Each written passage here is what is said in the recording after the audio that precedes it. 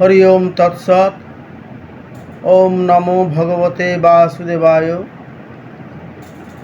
শ্রীমৎ স্বামী অদ্বৈতানন্দপুরী মহারাজের উপাসনা পদ্ধতির গুরুস্তুতি হতে প্রথম দুটি শ্লোকের বঙ্গানুবাদ তথা ব্যাখ্যা করেছিলাম ইতিপূর্বে, যেটা আমার ফেসবুক আইডিতে সম্প্রচার হয়েছে। তৎপরবর্তী আর দুটি শ্লোকের আমি ব্যাখ্যা প্রদান করছি আপনাদের সম্মুখে।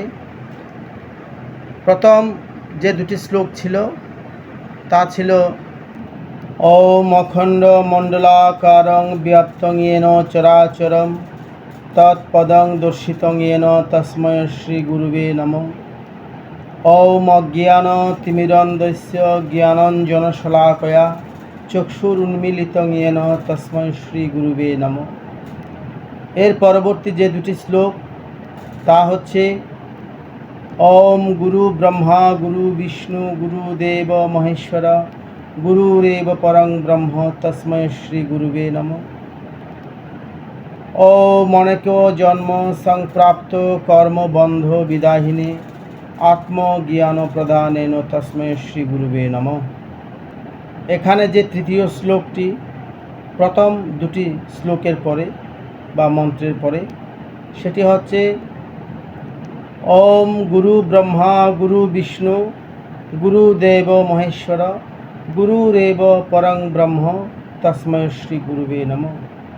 গুরু ব্রহ্মা অর্থাৎ গুরুই প্রজাপতি, গুরুই ব্রহ্মা। আমরা যে ত্রিদেব যে আমরা স্মরণ করি বা যে ত্রিদেব রয়েছে, তিনজন প্রধান দেবতা, নিরাকার নিরঞ্জনের সে নির্গুণ পরব্রহ্মের যে সাকার মূর্তি রয়েছে,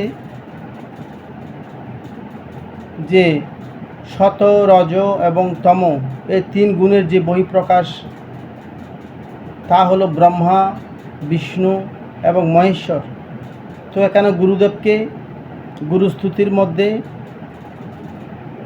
গুরুকে সেই ব্রহ্মা বিষ্ণু মহেশ্বর এবং পরব্রহ্মের রূপ হিসাবে কল্পনা করা হয়েছে, প্রতিমূর্তি হিসাবে তাকে ধ্যান করা হয়েছে, তার স্তুতি করা হয়েছে। অর্থাৎ বলা হচ্ছে গুরু ব্রহ্মা গুরু বিষ্ণু গুরুদেব মহেশ্বর, গুরুই ব্রহ্মা গুরুই বিষ্ণু গুরুই মহেশ্বর গুরুরেব পরং ব্রহ্ম। গুরুই হলো সে পরব্রহ্মের প্রতিরূপ, সাক্ষাৎ রূপ। তস্मै শ্রী গুরুবে নমঃ।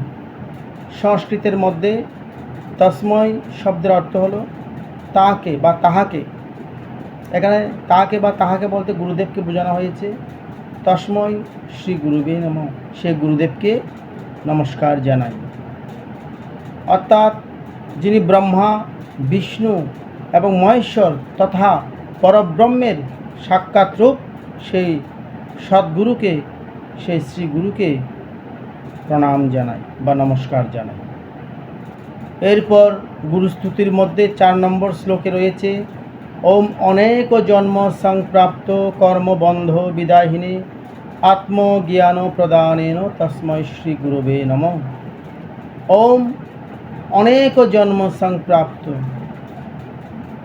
যে বহু জন্মের জন্মান্তরের অনেক জন্ম সংপ্রাপ্ত, আমি অনেক জন্ম প্রাপ্ত হয়েছি, অনেক জন্ম সংপ্রাপ্ত কর্মবন্ধ বিদাহিনী, সে কর্মের বন্ধনে আমি দগ্ধ, আমি দহিত।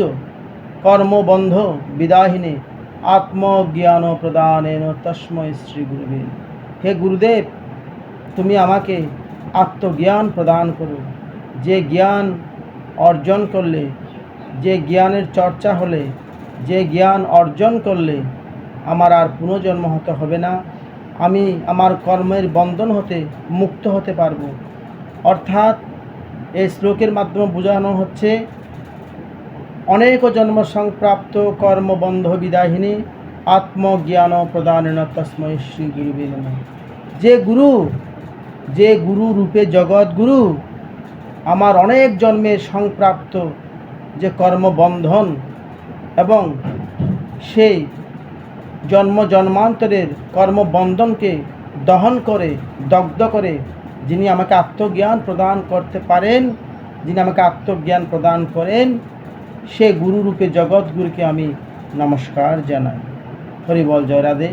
আমার পরবর্তী গুরুস্তুতি সহ বাদ বাকি যে উপাসনা পদ্ধতির বিভিন্ন স্তুতি বন্দনা রয়েছে সেগুলি যেন আপনাদের সামনে সুন্দরভাবে সাবলীল ভাষায় যেন ব্যাখ্যা প্রদান করতে পারি, তার জন্য আমাকে আশীর্বাদ করবেন।